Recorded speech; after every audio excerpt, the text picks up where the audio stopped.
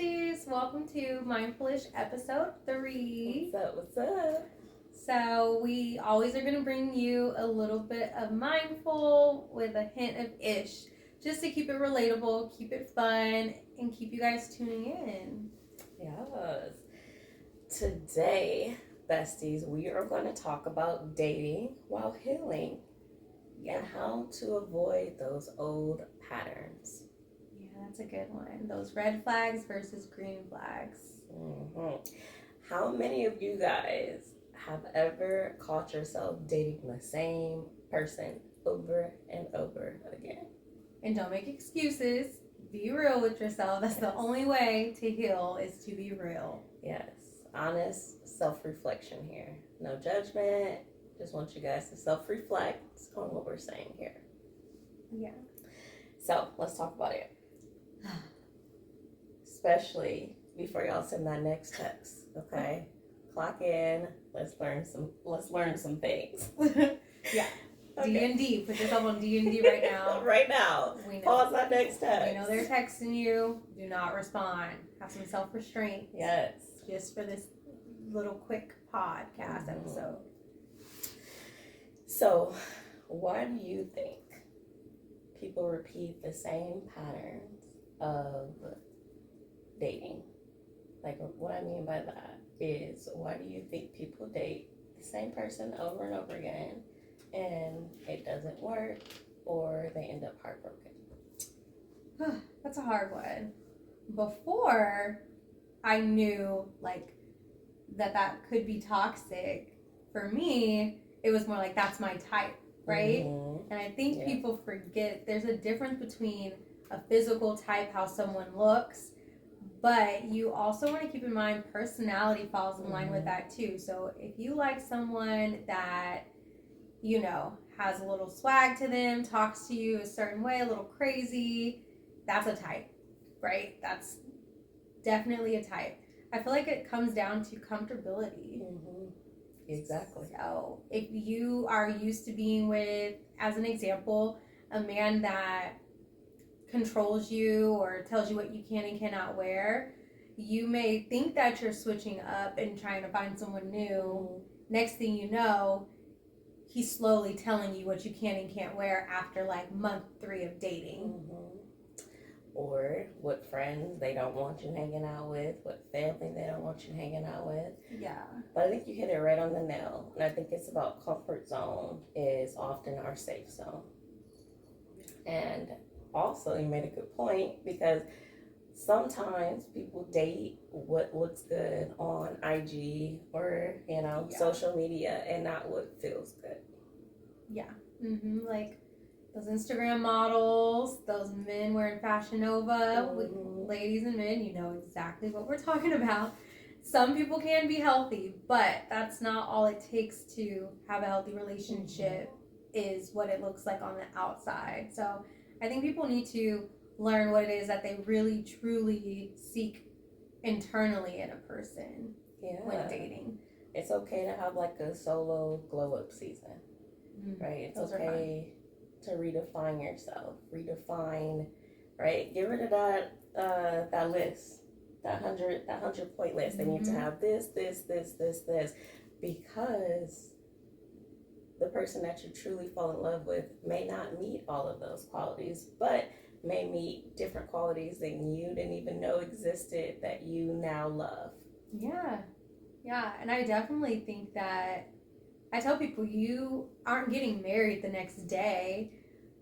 Ladies, go, if you're on the dating app, go out on those dates, get that free steak, that free meal, and you'll know by the time the date's over if you're going to talk to him again or not.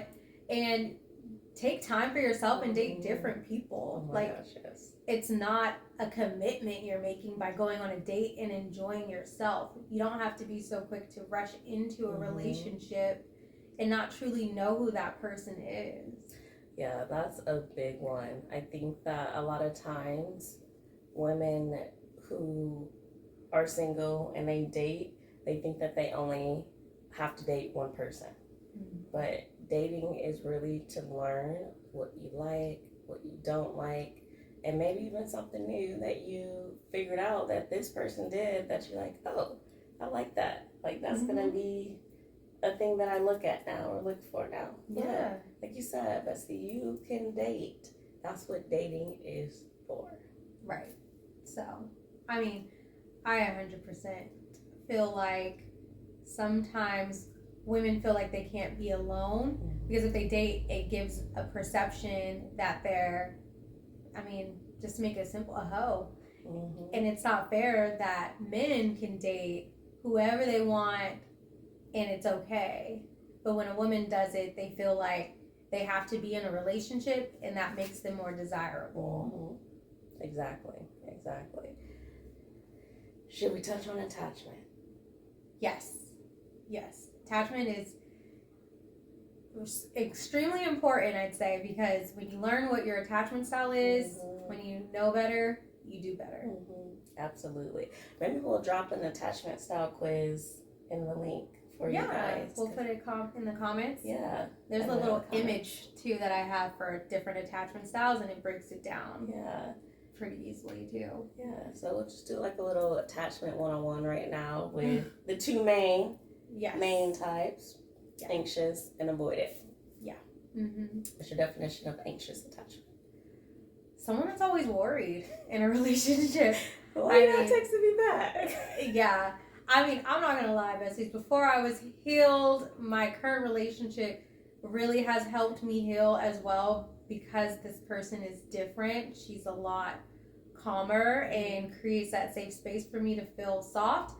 But what I'd say about that is before you heal and you have an anxious attachment style, that might cause issues in your relationship. If you're wondering why someone's not texting you back fast enough, wondering who they're talking about, who their friends are, they can't leave your sight for a moment, that can be stressful on a person and really ruin your relationship. Yeah. And it's giving insecure. Yeah. And some people don't realize the past trauma you've experienced, maybe with like your parents, specifically with your parents, like maybe you've been left with other family members your whole life and your parents worked a lot and so you were going back and forth to different family members' houses while they worked. That can definitely create a lot of anxiety because the whole thing is, when is this person going to leave me is going to be your thought process. Am I going to drive my person away by being anxious? And the very thing you're worried about is the very thing you continue to do. It's literally the definition of insanity. Doing it over and over again, especially if you haven't healed yet. And that's so true. All of our attachment patterns start from birth to 5. So, like Bestie said, your caregivers have everything to do with your attachment style. But good thing is, attachment styles can change. That's a good thing. So if you resonate with the anxious attachment, know that you can heal from that. Therapy will help you heal from that. Yes. Or this podcast. Yeah. You need a little extra help. Some people need a little extra help, and that's okay. Yeah. That's okay. What else? Avoidant.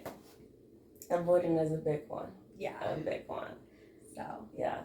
A lot of times, avoidance is not recognized that it's a learned pattern. So, say if you had a parent who avoided hard topics, or you never saw your parents resolve, or your parents or your caregiver resolve conflict, right? You have the likelihood or the tendency to now avoid conflict. You'll run away from it. You'll ghost your partner because you just don't have the capacity at the moment to work through it. Yeah, and that can also translate into being passive aggressive too.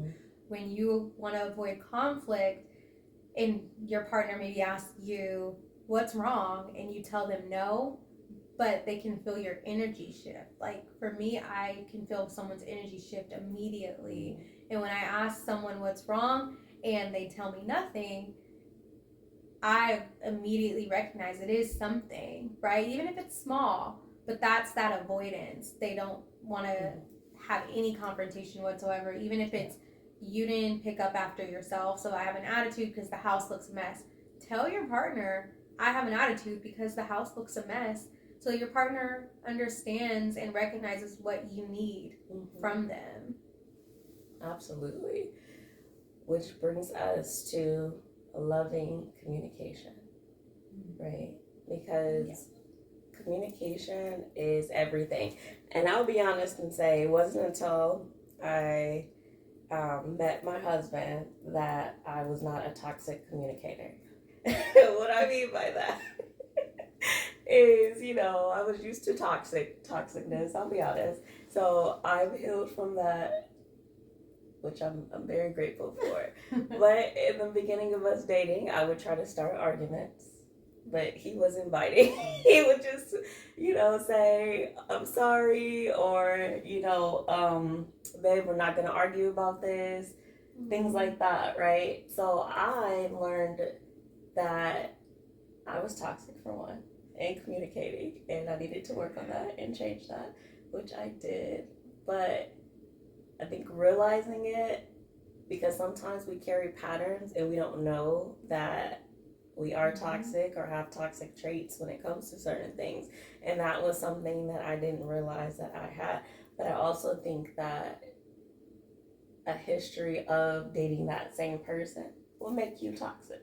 Yeah, most definitely. And I think that's the piece we hit on too, is the healing, right? Because in this instance, that could have turned out not great, because had he chose to be like, damn, she toxic. Y'all wouldn't be married now, and then I wouldn't have the bestie-in-law that I have today.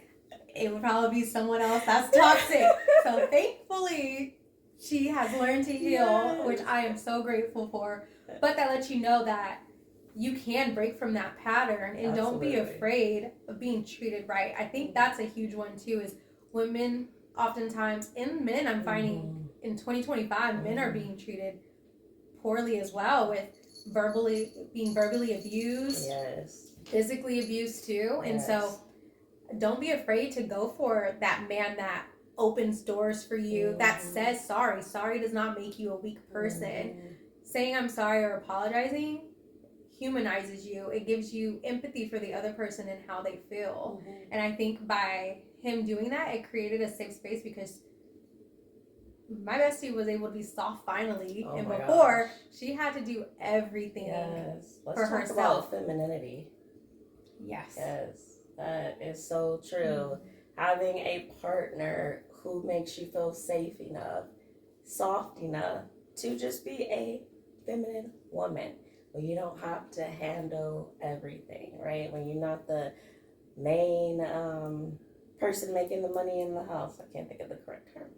Breadwinner, right, of the house. When you're not having to make all of the decisions. I can go on and on and on. A true partnership. Yes. Literally. Yes. A true partnership, while still being able to allow you to be safe and make decisions as well. That soft life, guys, is real. When I used to see that on social media, I used to say, whatever, right? That's not a thing. Whatever. But guys, it's a thing. Oh, it is. When you get to come home. My situation's different because I don't have like the typical ideal situation, what some people would say, because of course my partner is a woman. But it can work that way too. It's typical in 2025, thankfully, but the ability for me to also be soft lets us know that it's not a gender thing, is what my point is in this situation. It's a person thing. So for someone to recognize that you feel overwhelmed, or to recognize that they need to step up in different ways to help you feel safe, secure, and feel like you guys have a true partnership, that's the goal. And you can find that in whoever you like, whatever you like. It's just about finding a good human being. Yes. And as women, right, we want to be in our feminine era. We want to be soft. We want to be nourished and taken care of. And like you said, right, it's about the person allowing you to relax, take a step back, and get into that femininity. Right. Yeah, it's important. Then we don't have to be hard. I hear oftentimes too men talking bad about women who are a little bit more aggressive or where they aren't as soft. But you have to understand, sometimes women have been hardened by the relationships of their past, and that's why it's so important for everyone to take time to heal, for men to heal from women who maybe didn't appreciate them giving them a safe space and that softness, and then for women who didn't ever receive that or even witness that growing up too. Absolutely. Yeah. I was gonna say the communication, back on the loving communication. Just one more point with that, because I think that's so important in a partnership and in a relationship and when you're dating, right? And then I'll touch on our game that we're gonna play a little later, our red flag versus green flag game. It's gonna be fun, guys. But with that communication, right, really using I statements. I feel this way when this happens. Yeah. It allows you to have a mutual conversation that's free from blame, that's free from accusations, that's free from attacking the other person for something that you have an issue with. Because most arguments happen when the other person on the other end feels attacked. Yes. I statements are my jam. I probably talk about I statements at least with 75% of my clients when they want to come in and talk about their partner. They make a huge difference. A lot of times I get, but I'm not in the wrong. And the I statement's not about who's right and who's wrong. The way that you utilize an I statement is so that you aren't putting the other person on defense. If you start telling anyone, you, they're instantly going to be like, I'm the problem. So what's the point? For anything. Exactly. Yeah. So using an I statement helps you take accountability for your own emotions, because you're the only person that controls your emotions. If your partner makes you angry by dismissing you, or maybe they want to take 15 minutes to think about an argument you're having, there's a way to phrase it, and it's just simple as saying, I felt hurt by you not wanting to speak at that time, but I understand that you may have needed your own space. How can I help you feel better about the situation? And instead of saying, you made me feel mad when you decided to walk away from this conversation we were having, instantly, if you hear that versus the first one I used, you want to come back softly and be like, well, I'm sorry I made you feel that way. I was really overwhelmed by the conversation we were having. Yeah. But if you fuss at me, I'll be like, who are you talking to? Right. No, forget what you even feel or whatever I did wrong. Now we're going to be escalating. Because now I'm mad. Right. Because now you just accused me of something I didn't even do. I just wanted a little space and you didn't give it to me. So that's where it escalates, and that's where literally a lot of arguments could be avoided if you just sit down and talk like adults. Because, guys, and that's what I had to realize as well. Okay, so not blaming anybody, but arguments are not normal. Arguing is toxic. Yeah, I agree. It's toxic. Not normal to argue and yell. That means that there's a breakdown somewhere in communication. Yeah. You can solve issues without yelling or arguing.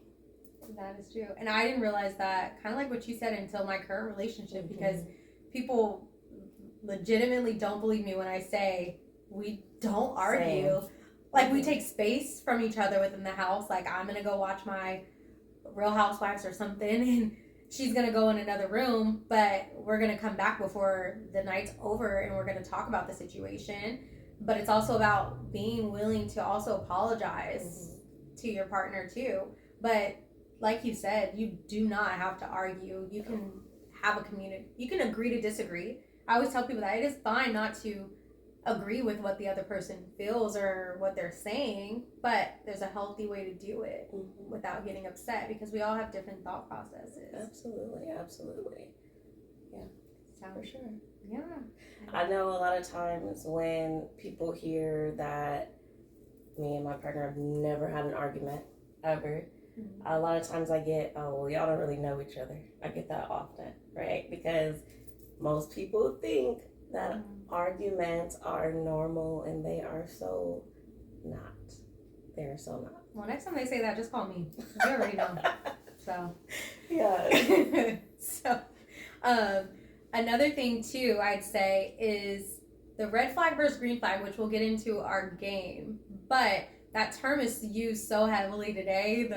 Oh, that's a red flag. Oh, that's a green flag. But do people really truly know what that means? No.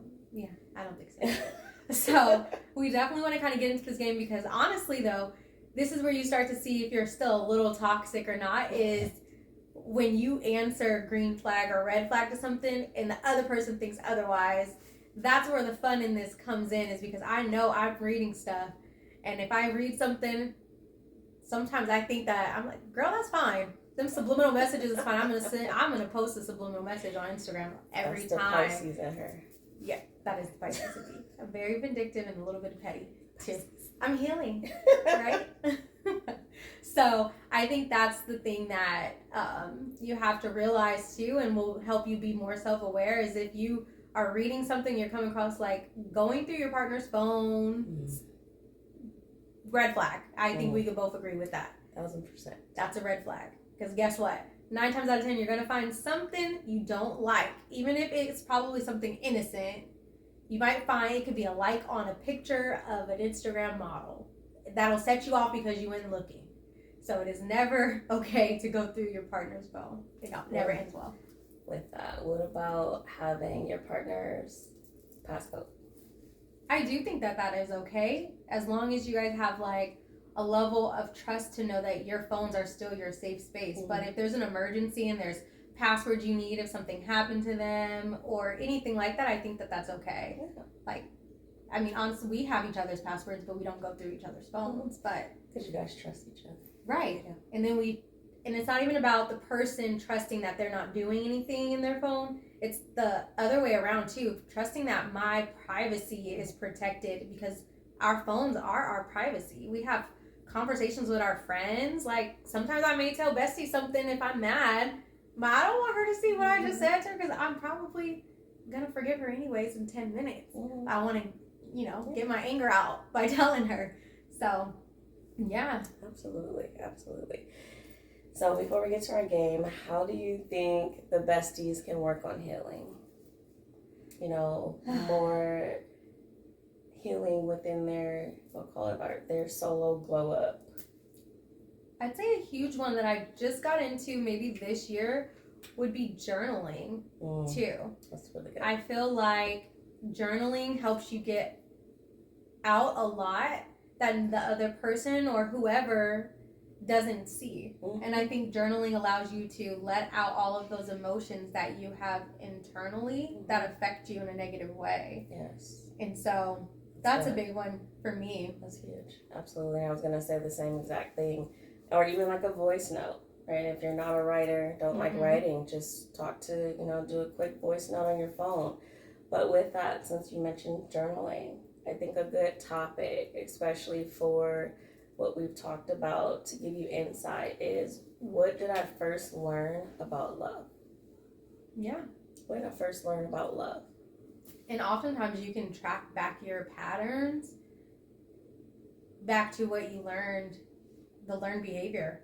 From seeing your parents argue, that impacts you, because then you've grown accustomed to the yelling, the screaming, the arguing. That doesn't faze you. The physical abuse maybe that you've either experienced or even viewed no longer phases you, so you learn to accept that type of behavior moving forward. But therapy, I know therapy can seem very intimidating, but therapy is important in some aspect, and you don't have to go to therapy weekly.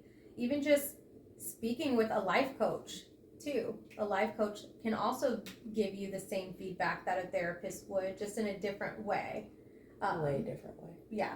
So it's more like they can guide you to make better decisions about your life and your goals you have.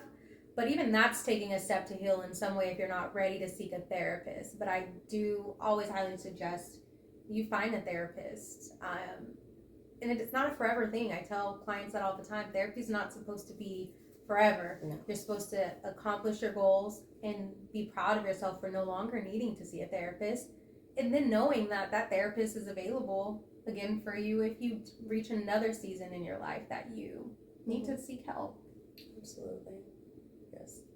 So guys, let's rewrite that checklist and rewrite how can I say it? Less 6'2" with a beard and more what makes us feel good. Yes. Internally.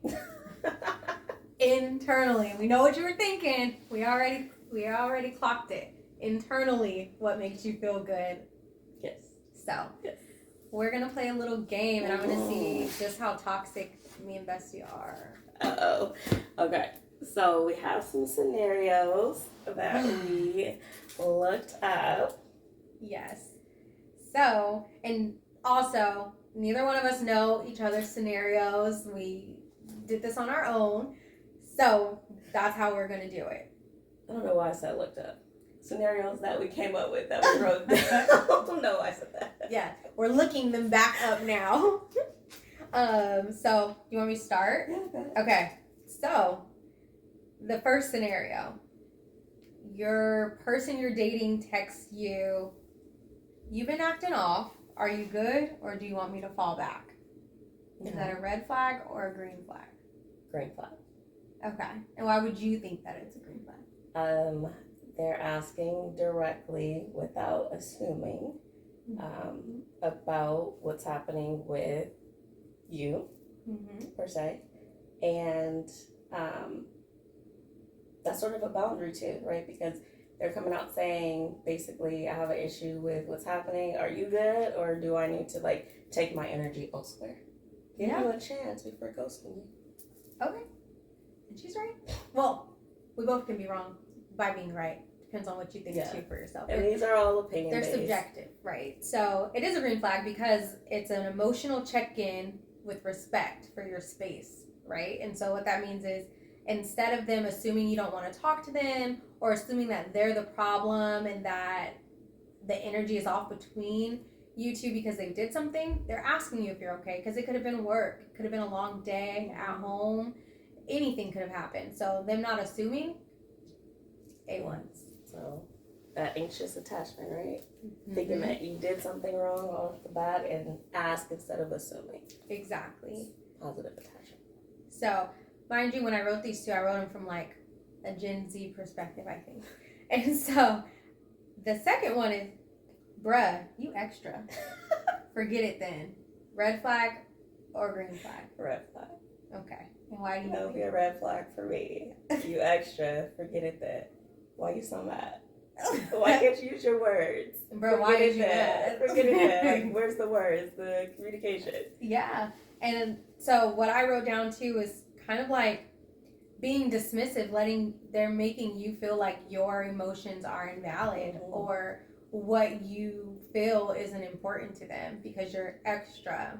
I know I'm extra, but you don't got to say I'm extra in this situation. And that's an example of an avoidant attachment style. They're pulling away before it becomes a emotional communication. So instead of recognizing that they feel hurt, they're saying, forget it then. Yep. Avoidance. Red flag. Scenario 3. You talk about therapy to your person or whoever, and they go, so your therapist is running this relationship now? Bright red flag. Flag on the play. The brightest red that you can get. Yeah. Okay. Yeah. I agree.